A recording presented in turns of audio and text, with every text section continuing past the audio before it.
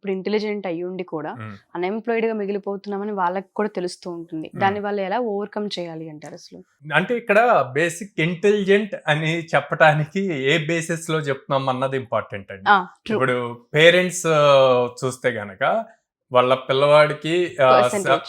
Percentage 80%, 90% వస్తే మా వాడు టాలెంటెడ్ సార్, అవును. ఇంత పర్సంటేజ్ ఉంది అని చెప్తారు.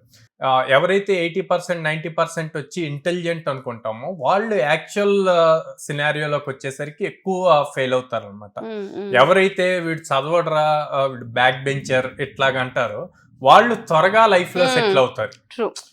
2 పాయింట్స్ ఏమవుతాయి అంటే, ఒకటి 90% వచ్చిన వాళ్ళకి పక్కన ఉన్న వాళ్ళంతా ఫ్యామిలీ, టీచర్స్ అందరూ వీడు ఇంటెలిజెంట్ అనేసరికి అదొకటి బ్రెయిన్ లో పడిపోయింది, నాకు ఏదైనా Achieve ఈజీగా చేయగలను. చేసేయగలను, అచీవ్ చేసేయగలను అని చెప్పి. సో ఆ యాక్చువల్ మేజర్ దాని మీద ఎక్కువ ఫోకస్ పెట్టలేరు.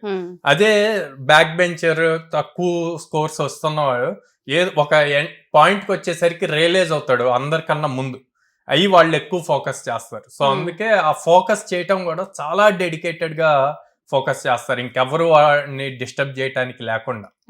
సో దాంతో వాళ్ళు త్వరగా జాబ్ తెచ్చుకోవాలి. సో ఆ క్లారిటీ అన్నది ఇంపార్టెంట్. ఆ క్లారిటీ గనక ఉంటే ఇంటెలిజెంట్ అవనండి, నాన్ ఇంటెలిజెంట్ అవ్వండి, త్వరగా జాబ్ లో జాయిన్ అవ్వాలి.